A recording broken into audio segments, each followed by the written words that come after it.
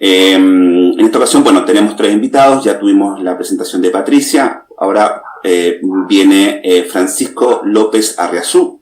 Él es profesor de enseñanza media y superior en física por la Universidad de Buenos Aires, especialista en educación por la Universidad de San Andrés. Francisco es docente en materias como problemática educativa y didáctica general de la Facultad de Ciencias Exactas y Naturales de la Universidad de Buenos Aires y también es docente en colegios de nivel medio de gestión estatal de la Ciudad de Buenos Aires y investiga en temas de historia de la enseñanza de las ciencias naturales y en didáctica de las ciencias naturales.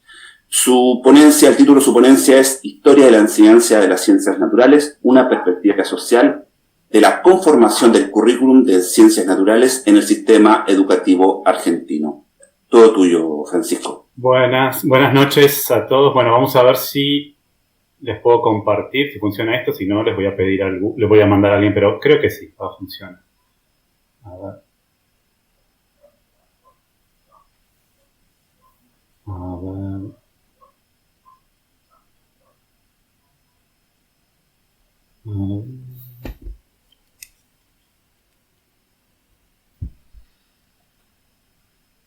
Ahí va. ¿Ahí lo ven? Sí, se ve. Se ve perfectamente. Bien, perfecto. Porque yo dejo de verlo, sé cuando ocurre esto. Bien. Bueno, como recién decíamos, el título de la ponencia es Historia de la enseñanza de las ciencias naturales, una perspectiva social de la conformación del currículum de ciencias naturales en el sistema educativo argentino. Le agregué esta pregunta porque creo que es la que atraviesa lo que voy a exponer, es ¿qué contenidos para qué clase social? Porque un poco también pareciera que históricamente eso estuvo muy presente cuando se conformaron los currículum. Y tiene un poco que ver con la ponencia anterior, ¿no? Y con la que sigue, creo. ¿Cómo pensamos los contenidos? Si los pensamos por sector social, si pensamos los mismos contenidos para todos, y qué implica un poco pensar en ese sentido o tratar de contestar esta pregunta. Voy a hacer 3 instancias. Voy a ir al origen del sistema educativo argentino. Después voy a pasar por el primer peronismo y voy a venir al presente a tratar de hacer alguna reflexión sobre lo que estamos atravesando ahora con respecto a estos temas. Entonces, para los compañeros que no son de Argentina, muy brevemente, voy a arrancar en 1880, pero brevemente, ¿qué ocurrió antes de 1880? Bueno, Argentina tuvo lo que algunos historiadores definen como un largo proceso de crisis orgánica en el cual se dirimió, entre otras cuestiones, las características de las clases sociales de nuestro país y las características de ese Estado. Bueno, como decía, ese es un largo proceso que podemos situar entre 1810 y 1880.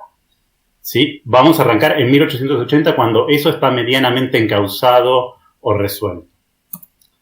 ¿Qué Argentina tenemos hacia 1880? Y de ahí vamos a desprender el sistema educativo argentino. Bueno, hacia 1880 ya sabemos que el sistema, o está determinado, que el sistema político va a ser la democracia burguesa o liberal, tenemos la Constitución del año 53. El sistema económico va a ser el modo de producción capitalista, en donde Argentina va a tener un papel particular, ¿no? Se va a incorporar a ese modo de producción como proveedor de materias primas de los países centrales. Esto lo remarco porque va a impactar también en el currículum de las escuelas.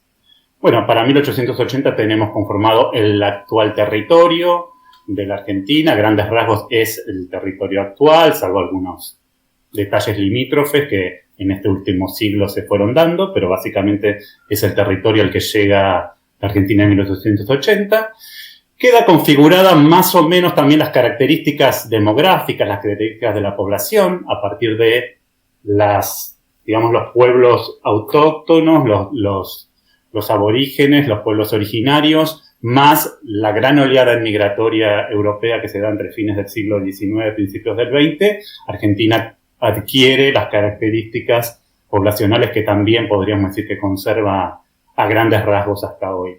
Y queda determinada las clases sociales, cuál va a ser la clase dominante En principio podríamos decir que se conforma una burguesía agroexportadora, en sintonía con ese modelo económico. Queda conformada la nación, o se está conformando, no sé si esa 1880 ya la tenemos terminada, pero se está conformando la nación. Y simultáneamente, entre 1810 y 1880, simultáneamente a todo este proceso se va conformando lo superestructural, entre lo que encontramos el sistema educativo argentino. Y a mí, ya que vamos a hablar de educación, me interesa remarcar algo que también fuertemente se instala para esta época, que es el positivismo. Ahí podemos pensar entonces una dimensión ideológica y epistemológica en relación con lo educativo y más allá también, pero vamos a restringirlo a lo educativo, que son estas miradas positivistas de la ciencia. Entonces, dicho esto, sobre todo para los compañeros de otras regiones, veamos entonces en esos años, hacia un poco antes de 1880, cuál era el debate con respecto a la enseñanza media. Y digo enseñanza media porque la escuela media va a ser la escuela de la burguesía, de esa clase dominante que vimos que se conforma en este periodo. ¿Sí? La mayoría de la población no va a ir a la escuela media, va a ir a la escuela primaria, que también se establece en este periodo y termina estableciéndose como obligatoria, laica, gratuita, pero la enseñanza media no es obligatoria, no es para todos, queda restringida para esa élite, la élite que está formando y conformando ese propio sistema, ¿no? Entonces, es una élite, una burguesía que está formando el sistema para las otras clases, o para la otra clase subalterna, y para sí misma y para sus herederos, diría Bourdieu, ¿no? Y restringe para sí el nivel medio de la enseñanza. Entonces, hay como dos líneas, uno puede rastrear dos líneas de debate ahí. Decían, ¿qué vamos a enseñar? Un currículum de inspiración clásica, caracterizado por una gran influencia del latín, pocas materias, con mucha carga horaria, o un currículum enciclopédico de carácter moderno. Y la otra línea, que está más en lo que me interesaba marcar en particular de las ciencias naturales, es ¿qué ciencia vamos a enseñar? ¿Va a haber una enseñanza de las ciencias pura como con conocimiento de carácter teórico orientado hacia los estudios superiores? ¿O vamos a ir hacia una enseñanza de un conocimiento utilitario, de carácter técnico, con una utilidad inmediata para formar ciudadanos industriosos? Bueno, ahí en negrita marqué la respuesta, ¿no? El resultado de esos debates que fueron muy acalorados en muchos sentidos, y extensos en el tiempo. Pero siempre fue un debate entre élites, no es que participaron otros sectores. Bueno, lo que se termina imponiendo entonces es el currículo enciclopédico, toda la enciclopedia de Diderot y d'Alembert separada en materias, en disciplinas escolares, todo eso se va a enseñar en la escuela media. Y en cuanto a la ciencia, lo que se va a enseñar es ciencia pura, de un conocimiento de carácter teórico. Las enseñanzas técnicas o la mirada técnica sobre lo científico no va a estar presente en la escuela media. Entonces, en particular, ahondemos en esa relación de estas ciencias naturales con lo técnico, cómo aparece. Como decimos, el énfasis va a estar puesto en la ciencia pura, la química, la biología. Ahora, quedan insertos en un currículum humanista. O sea, a su vez, estas ciencias van a tener un lugar menor adentro del conjunto de la currícula, menos carga horaria, van a estar relegadas al ciclo superior.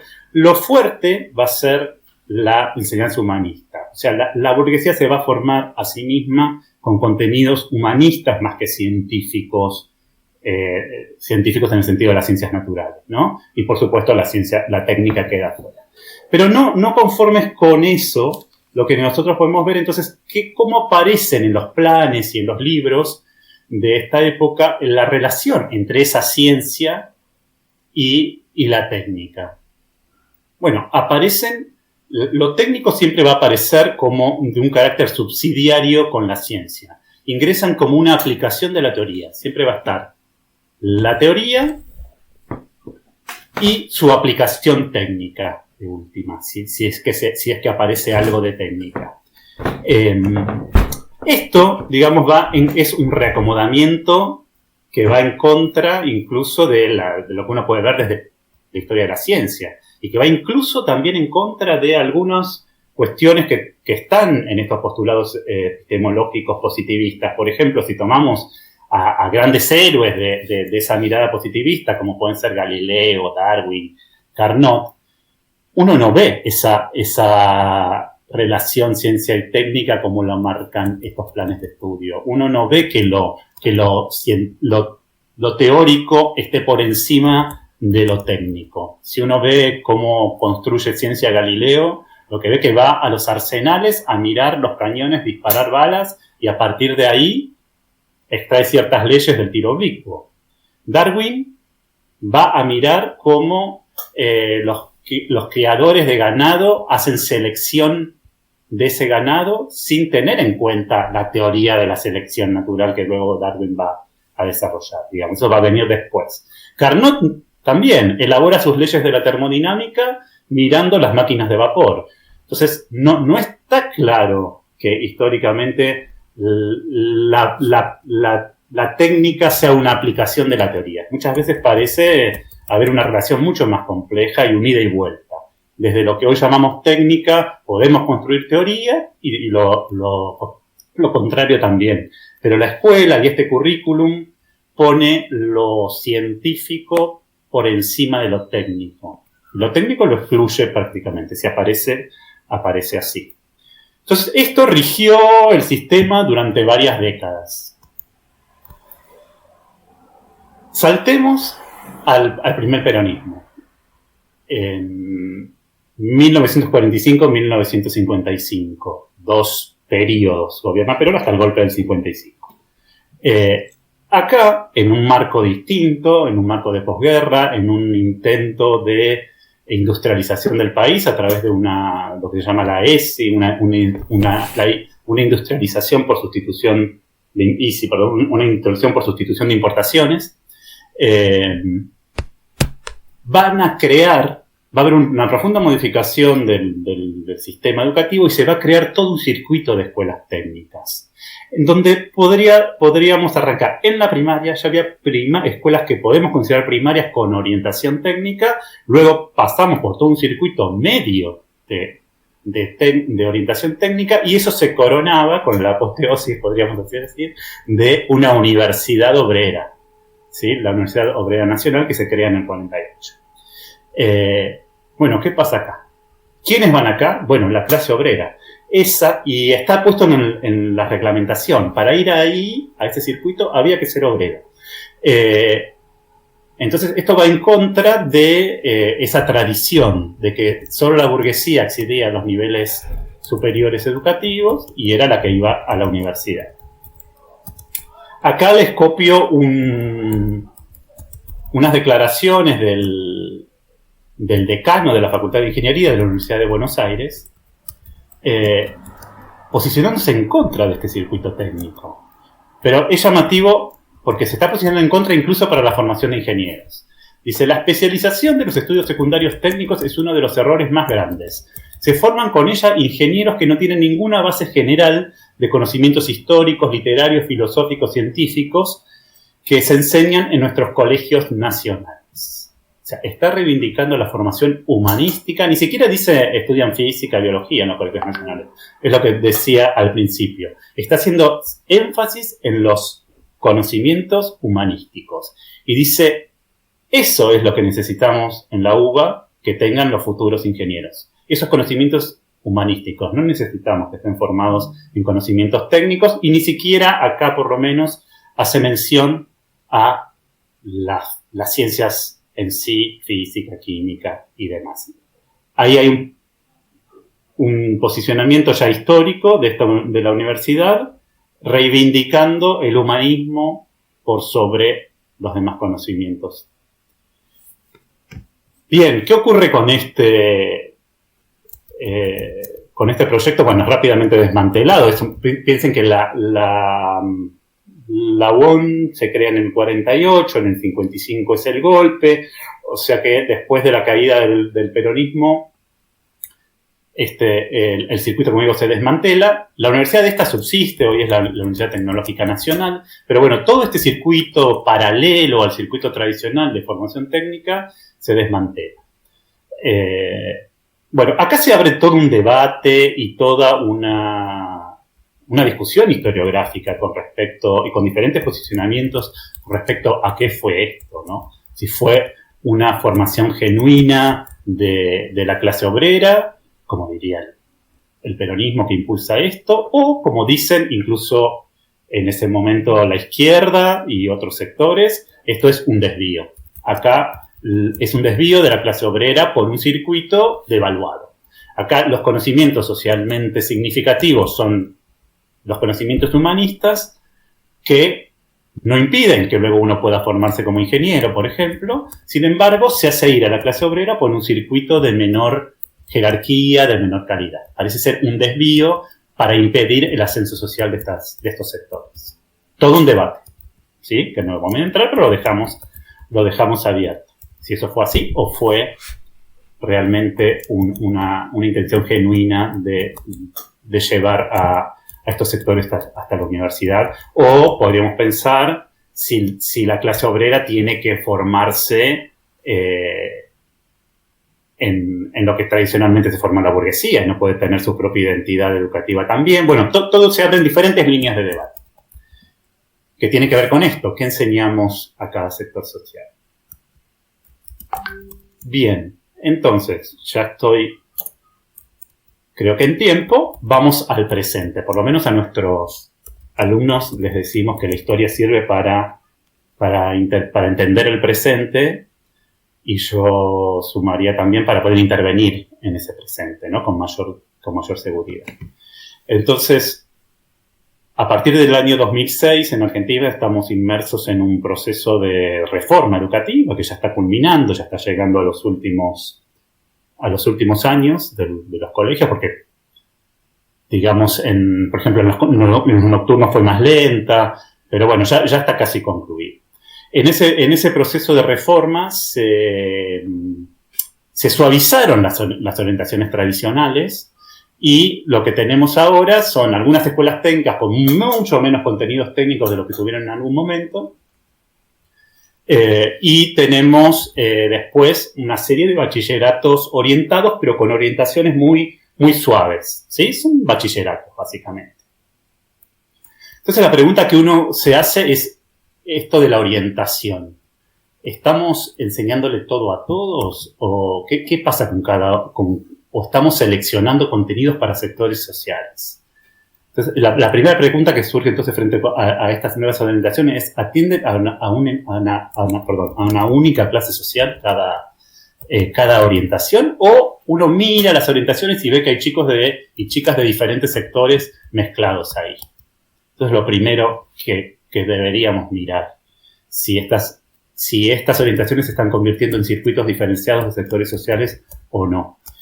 Otro punto para mirar es si son terminales. O sea, si yo hago cualquiera de estas nuevas orientaciones, ¿puedo ir a cualquier universidad, inclusive a la Universidad de Buenos Aires? O como pasaba en aquel circuito del peronismo, en realidad puedo ir solo a la Universidad Obrera porque la Universidad de Buenos Aires no me va a aceptar. Bueno, podríamos decir que no son terminales. En este momento, en los papeles, porque en teoría cualquier chico egresado de cualquiera de estas escuelas puede ir a cualquier universidad. Y la otra es porosidad horizontal, digamos. ¿Me puedo pasar de orientación o una vez que me metí en una, tengo que morir ahí? O un chico, si se arrepiente, por así decir, puede pasarse a otra orientación. ¿Qué puentes hay entre estas orientaciones? Todo esto, o sea, que no atendiera una sola clase social, que uno viera diversidad social ahí adentro, que no fueran terminales, que hubiera porosidad, todo eso hace una democratización del sistema, ¿no? Todo eso ayuda, o por lo menos nos da indicios de que ahí no se está seleccionando socialmente. Y lo otro que podríamos mirar entonces en estos currículums orientados son las funciones que están cumpliendo. ¿Están cumpliendo una función económica? O sea, alguno de estas orientaciones están pensadas en función únicamente del trabajo para dar respuesta al mercado laboral y les va a ser muy dificultoso seguir estudios superiores, o no, o todas las orientaciones más o menos están cumpliendo una función homogénea, ya sea económica, orientada a estudios superiores y formando ciudadanos, que es lo que creo yo la función principal del sistema educativo, formar ciudadanos más allá de lo económico y de los estudios superiores. Bueno, dejo con estos interrogantes y con estas preguntas que uno se hace cada vez que ve un currículum de qué estamos haciendo y cómo estamos educando y cuán democráticos somos, o si estamos cayendo en discriminación, en segregación, en selección social a través del currículum y de la escuela. Creo que esta es un poco la bibliografía y las fuentes que usé, y acá terminamos. Gracias. Muchísimas gracias, Francisco, por tu presentación. Recordar algo que me parece importante destacar, que tiene que ver con que estos encuentros que estamos realizando ahora son grabados y posteriormente subidos a las redes sociales de Historia como Arma, donde también pueden encontrar y revisar también los encuentros anteriores, como el primer encuentro sobre historia y educación, revisar los encuentros sobre historia y música, los dos encuentros sobre historia y derechos humanos y el encuentro sobre mito, nacionalismo y escuela, ¿sí?